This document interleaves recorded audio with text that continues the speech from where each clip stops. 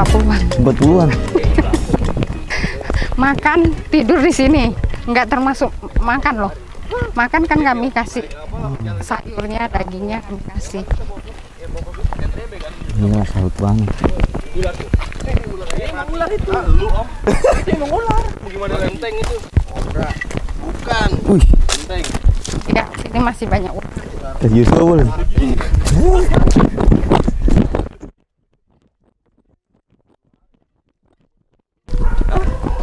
Pakai 800 ya? Enggak. 800 tadi kata Cici. Enggak. 800. Oke, sudah bersama Citing Kumping dan juga Shine, Flocky and the Clan, cinta anjing dan cinta Anjing paling sedap, cinta tanpa syarat. Nah, ini bersama orang-orang pecinta anjing gitu ya. Jadi kalau tadi kita udah lihat vlog-vlog center Citing Kumping yang banyak anjingnya sampai ratusan ekor ya, sampai semuanya dihafal namanya. Namanya dihafal ya sih. Ya, ada si Ciput dari Ciputra, ya kan? Ada si Condet dari Condet gitu. Ya. Nah, yang gua pengen tanya ya, orang-orang juga pasti nanya ya, gimana caranya Citing Kumping awalnya gitu, buat caranya awalnya bisa bikin shelter.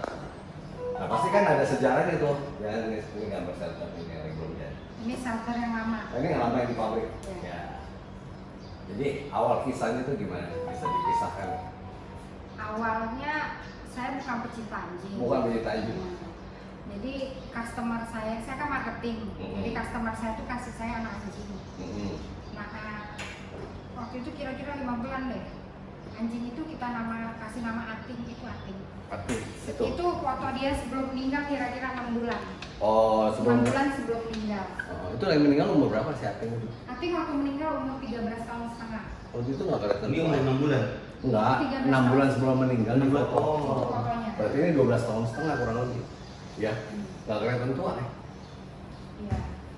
Nah, waktu Ating dikasih ke saya kan nggak suka anjing. Jadi yang miara suami saya. Iya. Suatu hari suami saya itu keluar kota. Pas pembantu saya tuh taruh racun tikus itu di dapur, kotak-kotak gitu yang hijau, sama Ating tuh digigit-gigit. Nah saya kan kurang ngerti, aduh mati deh ini bisa mati kan. Terus walaupun saya nggak sayang anjing, saya kan takut dia mati. Pas ada teman saya tuh naik motor datang, si mulang saya bilang, aduh tolong nih bonceng saya ke klinik. Nah kita kan tinggal di Perjuangan ke Green Garden itu kan nggak jauh.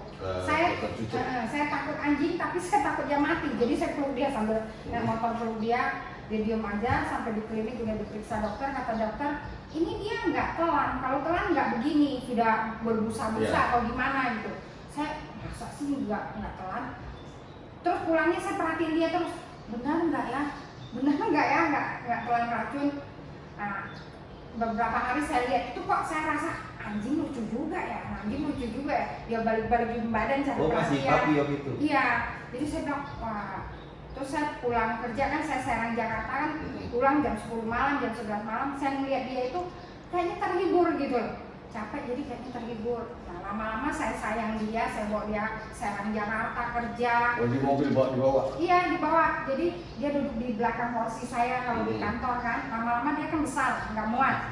Nah dia di bawah meja saya kalau kerja sampai jam 10 malam tuh dia nangkepin nyamuk tuh. Oh bisa nangkep nyamuk? Iya, terus saya pikir aduh kasihan juga ya nasibnya Ating nih, nggak punya temennya cuma saya. Kalau saya berdiri, dia ikut berdiri, saya duduk, dia tidur gitu kan. Jadi saya cariin teman buat si Ating. Saya keliling nih kampung di sini. Sebenarnya banyak yang punya anjing, cuman karena saya nggak tahu tempatnya nggak dapat. Terus kebetulan di depan pabrik itu ada orang piara 2 ekor anjing, satu hitam satu putih. Yang putih kecil itu masih 5 bulan. Saya minta tuh. Nah itu saya kasih nama Pau Pau. Oh. Nah itu anjing kedua saya Pau Pau. Nah Ating karena dia biasa hidup sendiri, terus tiba-tiba ada pau-pau, dia tuh nggak suka gitu loh. Nah, dalam 2 bulan itu setiap didekatin pau-pau dia marah, dia mau gigit terus. Tapi lama-lama kan, lu lihat gua lihat lu, akhirnya akrab. Nah, jadi di mana ada Ating, di situ ada pau-pau. Nah, setelah itu saya baru adopsi lagi anjing tetangga saya, si Meme, terus saya rescue di toko bangunan 32 anjing. Anjing pertama yang saya ambil Wan-Wan. Jadi anjing saya 4 itu Ating, Pau-Pau, Meme, Wan-Wan. Tapi kalau si Ating itu sama si Pau-Pau itu kan bukan anjing terlantar. Ya bukan anjing terlantar. Nah, jadi customer kasih saya. Iya. Terus kalau papa saya minta sama orang untuk teman mati. Jenis bayinya apa mati? Jantan dua-duanya. Jantan dua-duanya.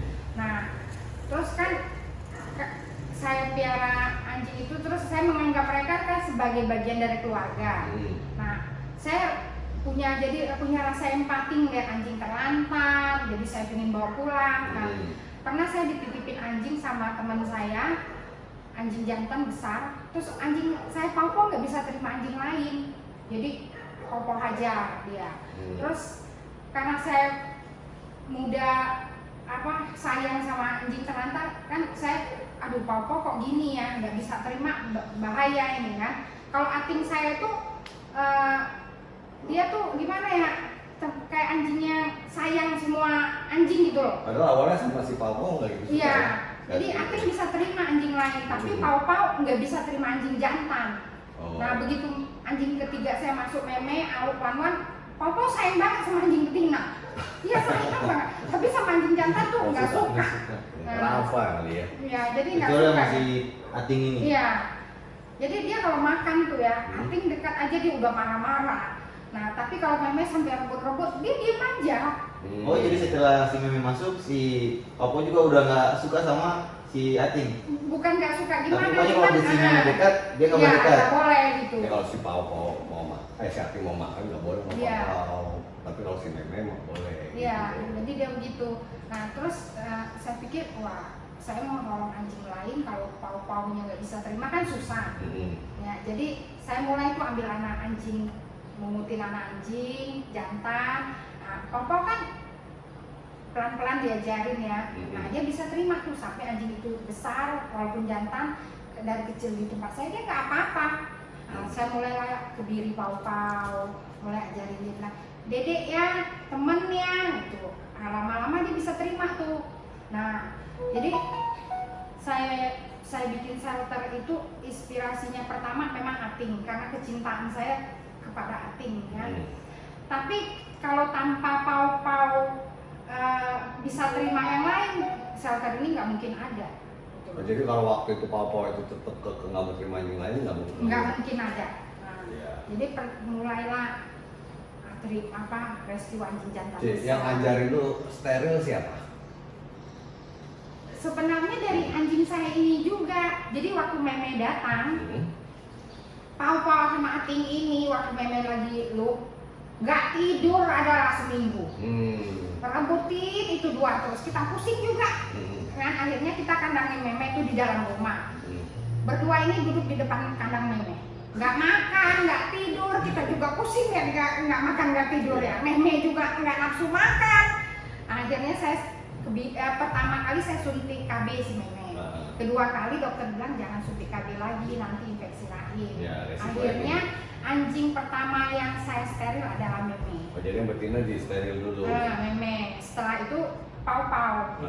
Nah, sebenarnya saya nggak mau steril Ating karena waktu itu Ating udah 8 tahun, Pau-Pau 7 tahun. Tapi saya ada rescue anjing tua, si Mami. Mami tuh 13 tahun waktu itu. Dan dia punya sakit jantung. Dokter nggak bisa steril dia juga kan udah tua. Tapi waktu Mami Ating saya ngawinin si Mami. Oh. Lahir anaknya 3. 13 tahun. 13 tahun. Masih Lahir bisa anaknya dilahirkan. 3. Nah, udah itu saya bilang waduh gawat ya. Si Mami kan nggak bisa di steril. Ya akhirnya Ating saya steril sendiri Ating. Nah, setelah itu saya ada rescue campuran POM, bijinya cuma 1. Waktu itu sudah mau di steril dokter di tempat saya karena bijinya 1 kan susah, harus di USG dulu. Saya udah janjian tuh di klinik dokter Makda kan. Saya janjian hari Sabtu, hari Kamisnya si Hoki campuran POM ini kawinin si Mami lagi. Hamil lagi? Hamil. Dan saya tuh nggak tahu waktu itu Mami umur 15 tahun loh. Masih bisa kelihatan. Saya nggak bikin nggak mungkin ya 15 tahun ya. Terus giginya pun semua udah nggak ada, 1 pun nggak ada gigi. Nah nggak kelihatan juga perutnya besar. 1 hari tuh dia gali-gali lubang dari pagi sampai malam. Waduh, ini tanda-tanda mau melahirkan. Sebelumnya kan waktu dia lahirin 3 itu juga begitu. Gali lubang pindah-pindah kan. Nah malam-malam sampai setengah 9, kok dia gali lubang nggak lahir. Saya mau pergi potong rambut, saya bilang sama suami saya, tolong liatin ya, saya pergi potong rambut, baru saya duduk, suami saya telepon, si mami lahiran, berapa satu? Bener satu, iya satu doang, lahir satu anaknya. Nah itu 15 tahun, terus 16 tahun mami meninggal. Anaknya dipiara tuh? Ada di rumah. Nah, lalu berkembang, mulai pungut-pungutin anjing tuh, anjing terlantar, anjing itu dari telepon orang apa lu memang keliling langsung lihat? Awalnya kan saya rescue tuh di toko bangunan. Yang anjing yang pertama saya ambil wan-wan ya, anjing keempat saya itu kan saya ambil. Terus saya feeding tuh di situ, kasih makan. Terus saya pikir, aduh kasih makan aja kan bukan jalan keluar ya, dia akan beranak. Nah saya minta tolong tuh untuk pecinta anjing dulu ya, anjing.com. Nah dia yang membiayain saya sama dokter nakapin anjingnya. Itu awal pertama saya rescue. Nah terus lama-lama kan ada saya kan posting di Facebook, terus ada yang minta tolong nih di daerah saya nih di Citra 5 ya, ada anjing terlantar, hamil besar, terus orangnya nggak mau piara, cuma kasih numpang lahir di depan rumahnya aja. Akhirnya saya ambil anaknya. Nah terus ya berdasarkan laporan gitu, saya bukan keliling cari anjing. Langsung aja ya. Jadi karena orang telepon nih, ada anjing kalau di rescue gitu loh. Itu paling jauh daerah mana sih? Paling jauh saya pernah ke Kerawang. Waktu itu bukan sengaja mau ke Kerawang, saya ada kedukaan di Bandung. Pulang dari Bandung tuh sebelum pulang ada yang, Ci tolong dong nih di gereja saya nih ada anjing yang dibuang jemaat di gereja. Terus musim kawin dia masuk ke komplek perumahan ditembak sama satpam. Saya dengar ditembak kan kasihan ya. Saya pergi situ, dia bilang Ci anjingnya nggak bisa dipegang. Terus saya nyampe duluan tuh, malam-malam sana nyampe duluan, pelapornya belakangan. Saya pikir, saya tanya-tanyakan sama jemaat di situ, ini anjingnya Pak, iya. Saya deketin, saya gendong langsung, saya masukin ke mobil. Jadi sebelum pelapor datang sudah saya ambil anjingnya. Padahal pelapornya bilang anjing galak. Enggak lah, nggak bisa dipegang.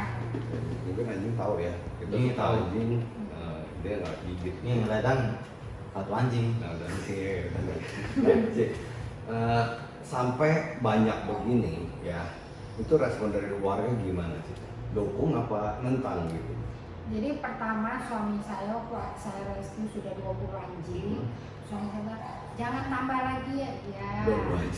Terus 40 jangan tambah lagi, iya. Terus 80 jangan tambah lagi, iya. Akhirnya dia nggak mau ngomong lagi. Jadi lu tambah terus. Orang dia ngomong aja dia nambah terus, gimana dia nggak ngomong? Akhirnya terus suami saya kan nggak pernah ke shelter saya yang di belakang di tempat lama itu nggak pernah masuk. Jadi saya aduh galak kalau dia masuk dia itu gimana gitu. Nggak pernah. Tapi suatu hari nggak tahu gimana dia tuh main ke belakang. Pas saya di situ aduh saya kaget kan aduh galak. Terus saya alihkan pembicaraan.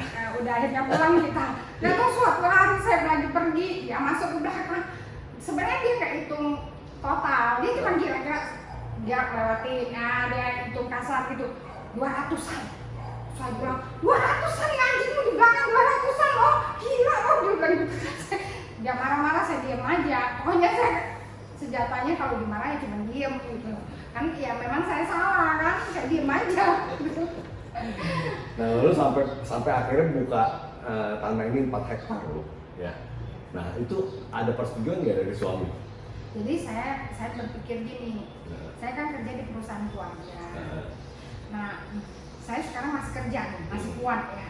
Tapi nanti saya tua, kalau regenerasi, ya mungkin anjing saya akan dimasalahin, ya kan? Jadi saya berpikir dulu nih, sebelum terjadi kan saya pikir, aduh, saya mau pingin punya tanah sendiri, yang nanti anjing saya itu tidak terusir, gitu. Jadi saya menghabiskan tabungan saya kerja 23 tahun untuk beli tanah di belakang. Luasnya 6.800 sekian. Nah, terus saya pikir sekarang mungkin nggak masalah. 10 tahun ke depan nanti kanan kiri orang bangun akan jadi masalah lagi kan. Jadi saya kredit di bank 3 tahun untuk beli tanah yang ke depan. Sekitarnya. Nah, sebelum saya beli, saya ada bicara sama donatur saya, Diana. Dia bilang ya udah saya akan beli tanah di depan shelter kamu. Jadi dia beli dulu nih, sebelum saya beli dia beli duluan malahan. Nah dia beli dulu, dia bangun, terus saya baru beli yang belakang.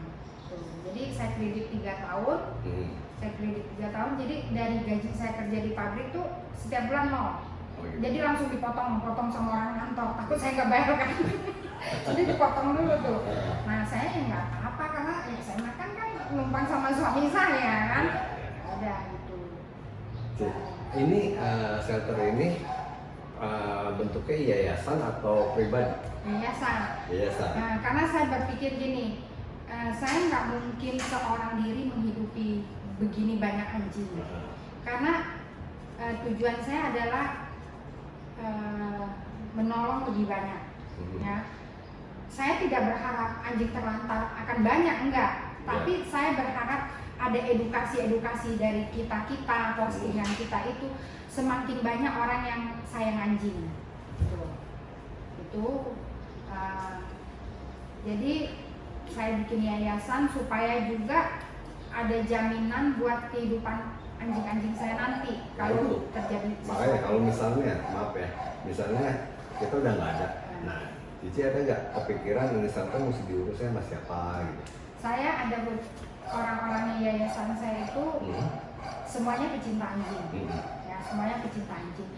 Dan saya bikin wasiat gitu loh, bikin wasiat kalau sampai saya berpulang nanti ini anjing akan diurus teman-teman saya, ya siapa-siapa gitu.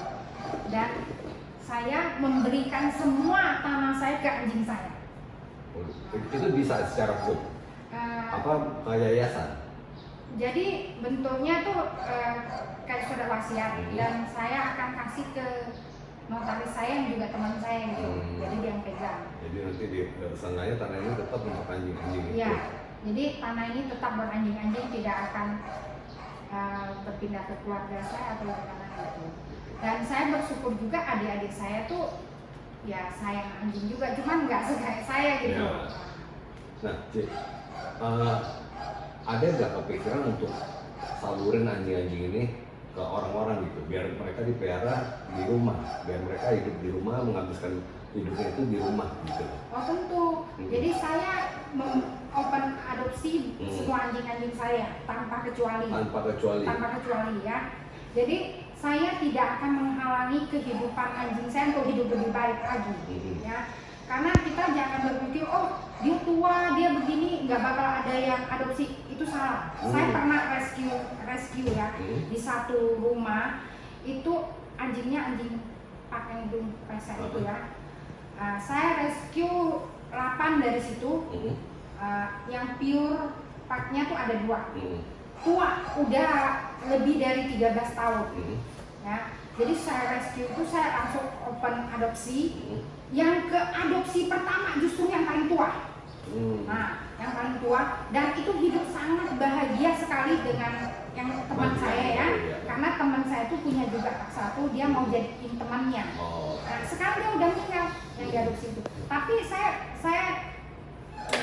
mau kasih tahu gini loh, jangan menghalangi ya apa yang kita sayang untuk hidup lebih baik.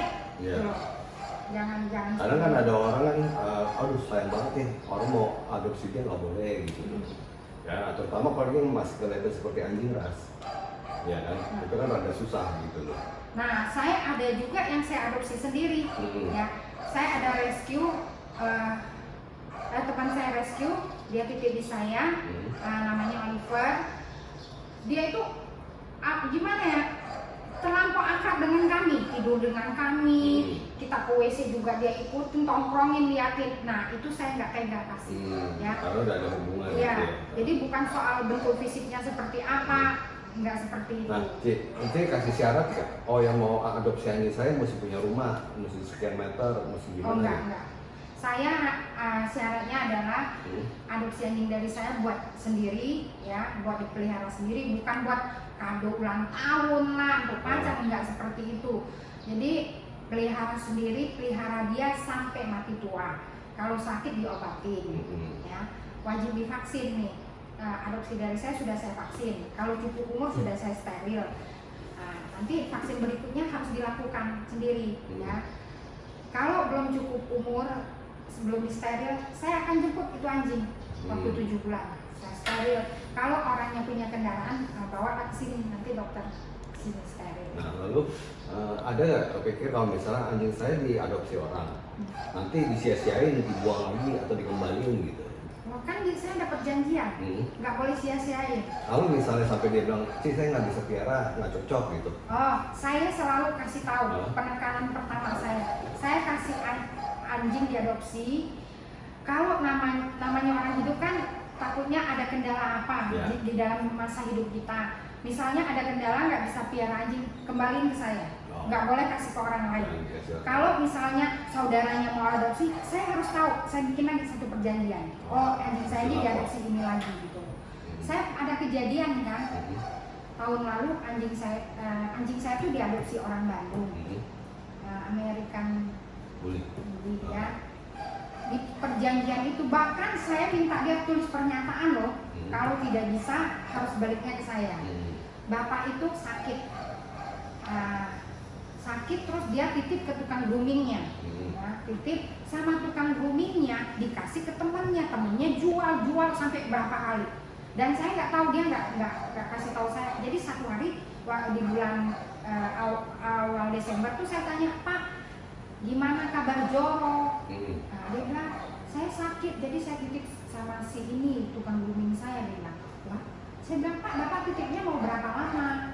"Mungkin selamanya." "Loh, mana boleh?" Saya bilang, "Kan di dalam perjanjian ada ditulis, Bapak tidak mampu harus balikinnya ke saya."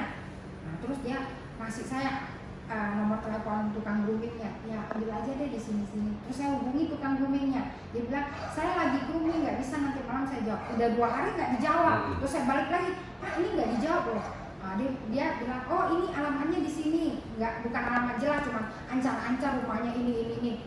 Saya minta tolong teman pergi ke sana. Sehari sebelum kita pergi dikasih tahu sama yang grooming, dikasih ke saudaranya jual. Saya langsung tekanin, "Pak, nggak boleh gitu. Bapak akan saya masalahin kalau itu anjing nggak balik ke saya."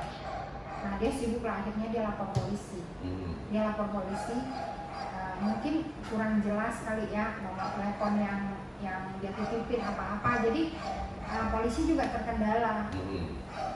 Saya janjian lagi sama teman yang transfer, saya pergi ke Bandung pagi-pagi. Dari sini saya jam 4 pagi, saya setir mobil kan, hujan deras banget. Saya bilang, "Waduh, ini apa kendala apa gimana ya?" Saya takut sampai mobil goyang gitu. Saya ketemu teman saya di Jakarta jam 5, saya pergi ke Bandung. Saya telusurin dari awal, si tukang grooming ngasih ke siapa, ini dia bilang dijual ke ini. Dia bilang, "Bu, jual ke ini tapi belum dapat kabar lagi dijual ke siapa." Saya bilang, "Pak, mumpung saya di sini ya, Bapak itu udah dilaporkan ke polisi. Kalau Bapak nggak mau, ini saya akan ke polisi lagi loh." Dia bilang. Terus akhirnya dia bawa saya ke tempat dia jual. Nah, itu orang bilang, "Saya kan cuma beli." Saya bilang, "Iya, Bapak cuma beli, tapi sekarang saya kasih tahu ini punya saya. Ya, Bapak udah tahu, Bapak harus kerjasama biar anjing itu balik ke saya." Terus dia bilang, "Nomor HP yang beli sudah kehapus. Terus jualnya lewat apa? Lewat Facebook. Coba lihat postingannya, udah saya hapus. Terus chattingannya lewat apa? Inbox. Coba saya lihat, udah kehapus." "Wah, Bapak masa segalanya kebetulan sudah hapus semua?" Saya bilang. Dia nggak mau kasih tahu. Saya langsung ke polisi, ke tempat yang Bapak pertama lapor itu. Saya lengkapin datanya, saya kasih tahu nomor rumahnya ini segala macam ini. Terus dia bikin panggilannya tanggal sekian. Besoknya malamnya itu yang dikasih pertama itu nelpon saya. Dia bilang udah diambil balik itu anjingnya. "Oh, bagus," saya bilang, "karena ini udah di kepolisian, kita ketemunya besok di kepolisian." Jadi dibalikinnya di kepolisian. Itu masih ketemu ya? Ya. Tapi actually nggak kepikir, udahlah buat lu piara aja gitu kalau kondisi oke gitu? Enggak Ya? karena saya nggak lihat anjingnya, kan saya nggak tahu Tapi kan. kondisinya pada saat itu bagus anjingnya? Jadi waktu dia pulang, dia berkutu dan kurus. Berarti nggak dirawat. Pulangnya jadi nggak kurus. Jadi balik lagi ke sini? Balik lagi ke sini. Di rumah sekarang. Ada di rumah. Nah, kondisinya sekarang udah sehat. Nah itu nggak bikin Cici kapok gitu loh? Enggak. Kan banyak kan ya orang mau shelter nggak mau makanya tadi di awal saya nanya, ini sanctuary apa shelter? Ya. Karena kan ada yang bilang, oh saya sanctuary bukan shelter, saya nggak mau kasih anjing saya, itu takut terlantar gitu kan. Ya kita nggak bisa bilang bahwa setiap manusia itu akan memperlakukan anjing kita sama kan. Tapi saya bisa bilang dari 300 anjing saya yang keadopsi ini, Oh udah 300 teradopsi? Bisa dibilang tuh anjing saya tuh 90% hidup bahagia. Dan itu rutin tuh kirim video ke saya. Dan saya kadang-kadang kalau lewat di daerah yang anjing saya diadopsi, saya mampir, saya tiba-tiba mampir gitu loh, nggak kasih tahu duluan ya, saya nggak gitu. Soalnya bisa ngintip lihat gitu. Iya, dan saya ada ambil balik 2 anjing saya. Ada juga. Ada. Ya, tapi itu kan nggak membuat Cici, oh gua nggak mau adopsi Enggak, anjing lagi enggak. ya. Karena tetap ada peluang anjing itu akan punya rumah yang akan ditempati sampai akhir hidupnya. Iya, Ya. banyak sekali yang bahagia, banyak sekali. Banyak ya. Yang punya ini kan teman saya Diana, dia adopsi dari saya loh satu. Nah, dia aja bisa mendonasikan begini tempat ini buat anjing tua saya. Dipikir kayak anjing saya itu si Jasmine bahagia nggak di rumah dia? Nah, itu. Jadi banyak sekali.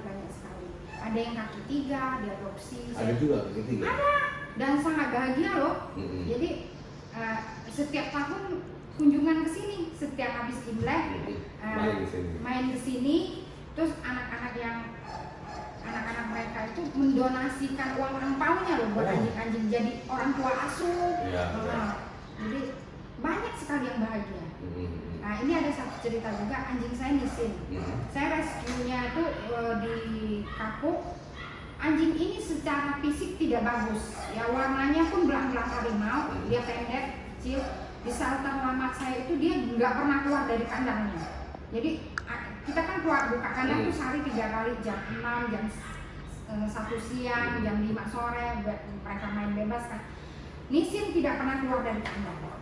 Satu hari ada pengunjung datang melihat dia, kok dia nggak keluar kandang ya? Nisin diadopsi loh. Nisin diadopsi, sejak dia diadopsi sampai hari ini dia sangat bahagia. Sampai ada Instagramnya Nisin. Nisin tidur di kamar ber-AC dan hidup sangat bahagia. Coba pikir, dia nggak pernah keluar dari kandangnya loh. Mungkin orang lain tidak melihat dia, ya, tapi pengunjung itu melihat dia dan mengadopsi dia. Jodoh itu. Iya. Luar biasa sekali. Ya, jadi ternyata banyak juga yang mau adopsi walaupun bukan anjing ras ya. Banyak. Yang tadi yang tua lalu kaki 3 juga ya. Bahkan ada yang adopsi 1, adopsi lagi, sampai adopsi 5 ada. Nah kalau misalnya ada orang adopsi nih, Cik ini sorry saya kurang cocok, boleh tukar nggak? Itu gimana? Saya nggak apa-apa, karena menurut saya gini loh, seperti tadi ngomongin anjing itu jodoh-jodohan, ya. Ada juga adopsi yang pertama dia nggak cocok, karena anjing saya stres, ya anjing saya stres, nggak cocok. Terus dia adopsi yang kedua, anjing saya happy yang kedua, ya udah nggak apa-apa, kan berarti nggak jodoh dengan yang pertama. Jadi nggak masalah ya? Nggak masalah. Nah itu yang saya kepengen tuh shelter tuh mau promosiin anjing supaya teradopsi gitu. Jadi bukannya tetap di shelter ya kan kasihan gitu kan. Iya. Memang kelihatan mereka bahagia tapi akan lebih baik kalau misalnya satu orang dia berada di sebuah keluarga itu paling utama. bagus, ya. Shelter itu alternatif terakhir, ya, karena dia tidak punya tempat aman di jalan. Boleh dia masuk shelter.